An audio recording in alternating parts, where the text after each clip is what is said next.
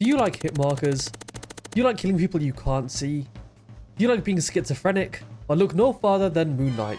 This Marvel Batman character provides an extremely easy way to farm damage, kills, and rank on your climb out of gold. Sit back and relax, because I'm going to go through everything you need to know about this lovable scamp. If there is anything you still want to know, or if you want some free VOD reviews, drop by my stream at MetaBlizz. I'll also be doing 10 push-ups per follower, so catch me every day at 7 PM UK time. Anyway, enough shameless plugs, let's go. First, the basics. His primary fire, the Crescent Dart, aka random bullshit go, is a projectile which chains off of enemies. This means that Moon Knight absolutely minces clumped up teams and provides possibly the best sound created in human existence.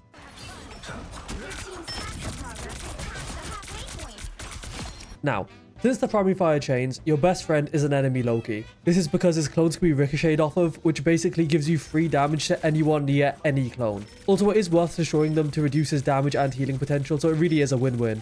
Another thing I see is that people never talk about his primary fire being able to chain between Groot and anyone he's picking up. Yes, that means if you shoot at Groot's big-ass hitbox, you'll absolutely melt the Jeff or Rocket riding on his back. Overall, his primary fire works insanely well in lower ranks because enemies tend to clump up in chokes and play shoulder to shoulder like they're about to pray Juman and Mars, meaning that you'll absolutely farm insane amounts of damage and kills while barely having to aim at anyone.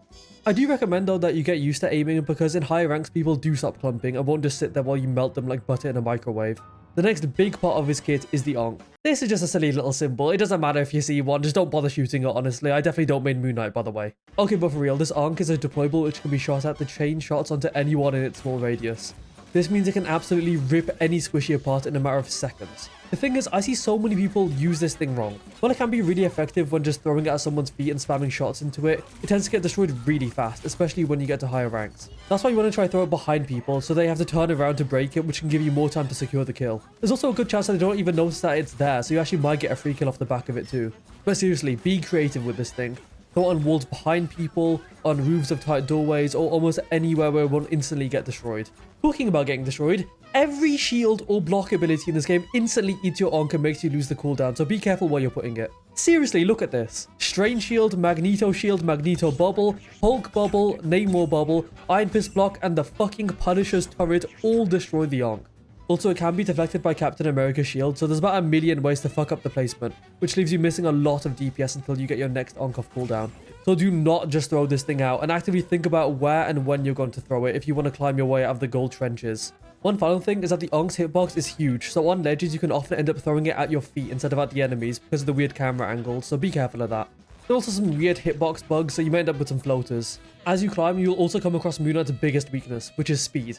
A good Spider-Man player, for example, won't just sit in the radius of the Ankh, and a Black Panther will just dash through the Ankh, both destroying it and destroying you. So make sure you're able to lead your shots on your primary fire and have your escape abilities when you know you're going to get pressured by speedy boys. Those are the two biggest factors about his kit because his grapple and glide are exactly that, a grapple and a glide. There isn't much to them other than the grapple being able to launch you up if you shoot it at your feet. The final thing that people really get wrong is the ultimate. In my opinion, this ultimate absolutely sucks.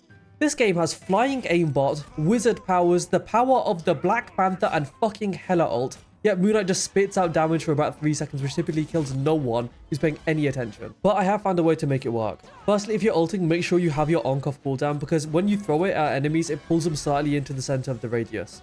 This means that by ulting and Ankhing an enemy, they'll take a couple more guaranteed hits, plus you can shoot the Ankh to finish the kill easier. The thing is that ulting from your own front line into theirs hardly works because of the beauty of depth perception. Odds are you're going to end up sending the ult too deep or not deep enough, or the enemies are just going to move out the radius of it. That's why you need to take it off angled when ulting. This means standing adjacent to the team fight and sensing whether the enemy team is moving forward, back, or all fighting in a cluster and setting your ult accordingly with the Ankh. You also don't need to get killed with your ult. Using it to cut off angles is perfectly valid because people don't want to cross through it, which means that you can cut heals or stop pushes with ease. You can also use it on yourself to survive if you're being hard engaged by a flanker and you don't have any of your cooldowns since it doesn't do damage to yourself. This doesn't tend to work for kills, but it can remove pressure and save your life in certain situations. Also, in the likely situation that you do fuck up your ult, don't worry because Moon Knight can build ult insanely fast. In conclusion, is Moon Knight the best DPS?